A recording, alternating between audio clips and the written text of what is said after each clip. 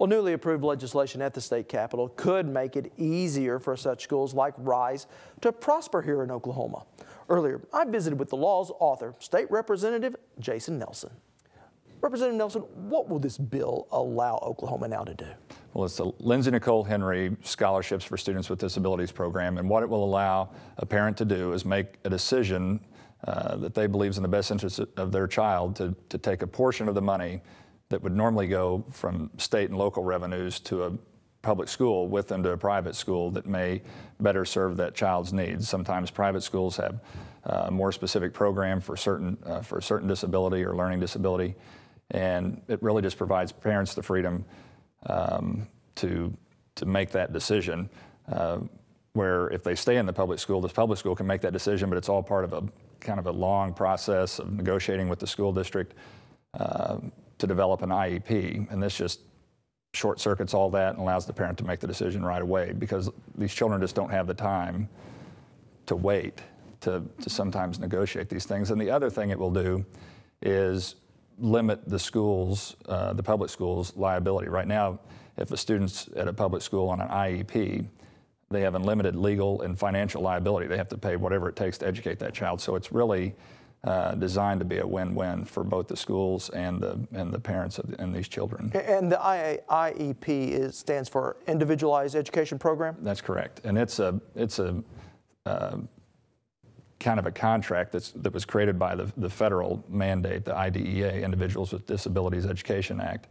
And it's a contract that the parents negotiate with the school for the services that their child needs to receive in order to be adequately educated. And a lot of times schools just don't have the resources. The public schools don't. There's a weighted formula that, depending on the severity of the disability that your child has, you get more, the school gets additional revenue to a certain level. And this would allow them, the scholarship would also take into account the severity of the disability. So if a child's more severely disabled, they're going to have their scholarship calculated at a higher level than somebody that maybe is just speech delayed or something like that. So it reflects the varying needs of these kids. And are there certain standards that these schools must meet? Yeah, the private schools have to be accredited by the State Department of Education, so that if the children transfer back to a public school or to a school in another state, their educational background transfers with them. And they have to follow all the other kind of health codes and anti-discrimination laws and things like that.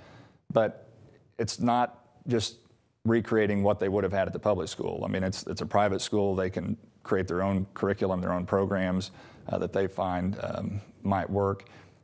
There's a mother in Tulsa, Andrea Kersey, that's creating her own school, Heartland Academy. I mean, she has a son that is high-functioning Asperger's, and she's been working on it for a long time. And you know, it's just with her experience as a mother, with the help of her pediatrician and the board she's put together.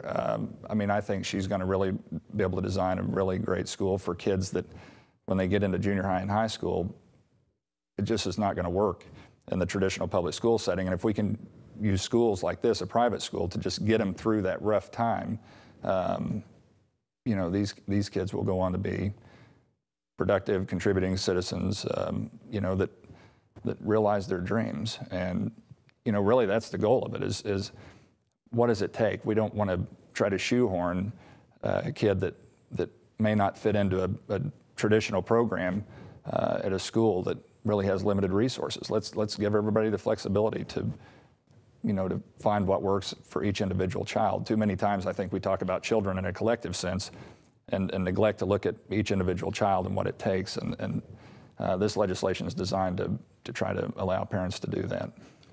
In terms of parents that have autistic children, where do we go from here?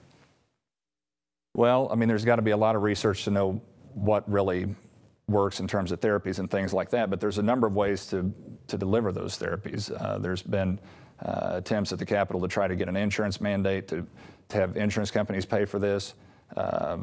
You see there's a developmental disabilities division at DHS that could potentially be used to help. The schools, really, under the IDEA, the federal law, are supposed to be providing these things. So I think we need to look at really a comprehensive approach of, can we create some really unique outside-the-box programs through schools and through state services and so on, that really will help these kids, and maybe we can even use these approaches to study these children over time to find out what really works and what doesn't work, and partner with universities. The mother in Tulsa that's founding her own school is going to work with the University of Tulsa. We have a behavioral therapy program we created at UCO a year ago, I think. And they're already partnering with some small private schools that are going to take advantage of the scholarship. So I think it gives us a really unique opportunity to demonstrate what therapies work, what don't. I think you'll see insurance companies over time, when you can prove these things, be more willing to cover them if they're evidence-based. And these children really do get better. And so I think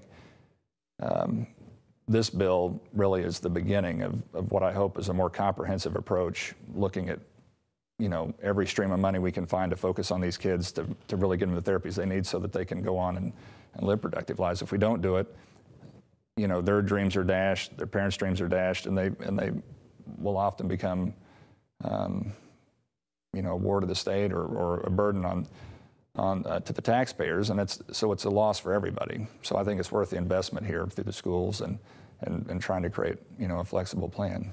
All right. Well, thank you so much for coming by, and we will continue our conversation on our website. Just go to okhorizon.com and click on Value Added.